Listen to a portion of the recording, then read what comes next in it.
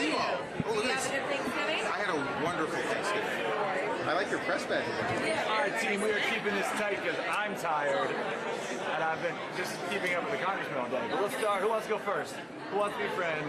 Go ahead, please. Let's go. Unless you want to start. no. Try to go straight in the line? No, let's go. I'll go my actually left to right on your side. So that's perfect. We're at the Democratic dinner. There we go. All right. So you were in the room there. You were just listening to a lot of top Democrats get on stage and say to write in Joe Biden. What's your reaction? My reaction is I know these people what they say behind closed doors, and that's what this is all about. And I'm saying the quiet part out loud. I'll continue to. I love and have great affection for many of the people that spoke tonight, many of my colleagues. We all know the polls, we all see the numbers, we all know the truth, and it just re-inspires me to do what I'm doing right now. And I leave it at that. It's as simple as that. And I'm disappointed that we have a political culture that doesn't reward truth and honesty and principle right now. And I understand what's at play, but we got to change it. Simple as that.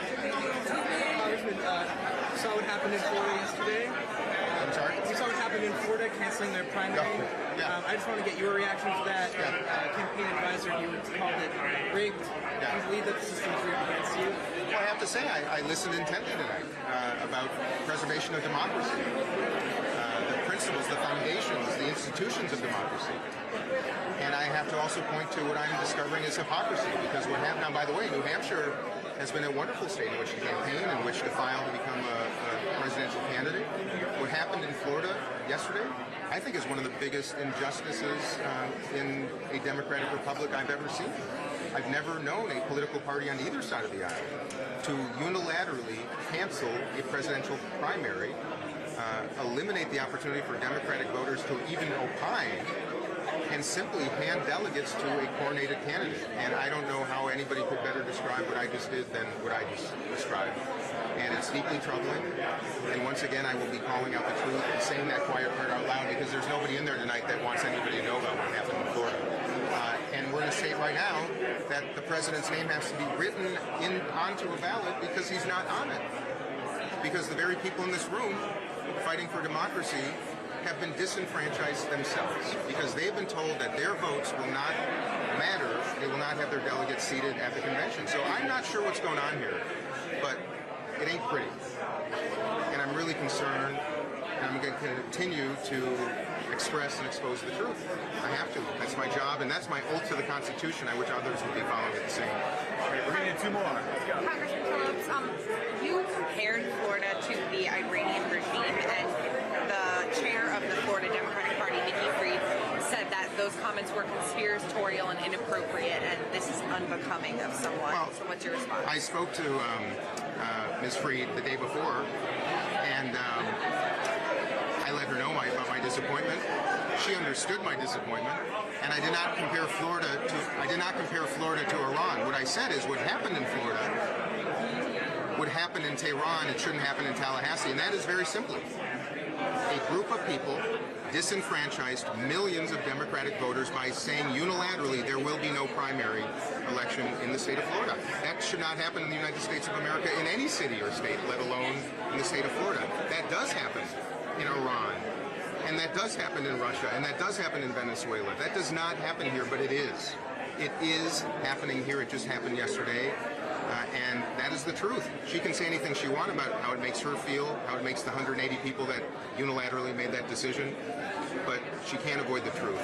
And it saddens me because I think she's a very fine person, and I think the only statewide Democrat who's won recently, and it really saddens me that she is put in this position to uphold such a nauseating, disenfranchising, corrupt machine, period. Do one more. Yeah. Thank you. Okay, yeah. So the other day in a pod...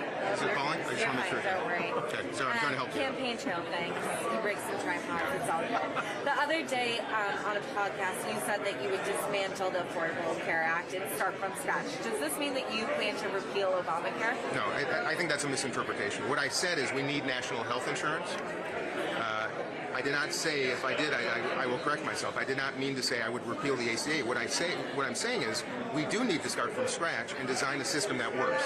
We've been trying to bolt on and modify and improve. What we need is a system that works, because right now we're paying twice as much as any country in the world. Our pharmaceuticals are 3, 4, 5, 6x of any country in the world. Our outcomes are mid-pack. We reward procedures, not health. And people are going bankrupt and taking on medical debt because of an entirely despicable, inexcusable system that isn't even healthcare, it's sick care. That's what I'm trying to express. No, I do not want to dismantle the ACA. This is such a symptom of this disease in our political system right now.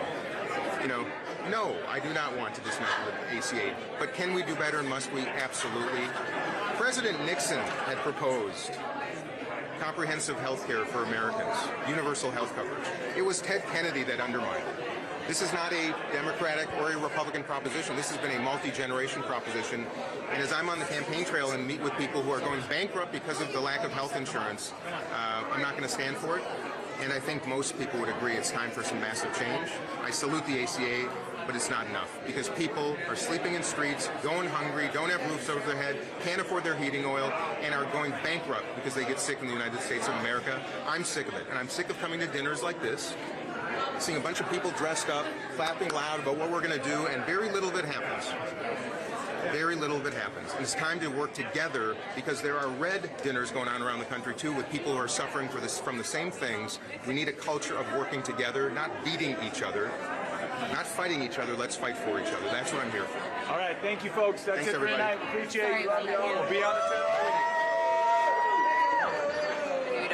Thank you all. We're going to see you all this week? Yes. All right, good. Thank you. Awesome. Thank you.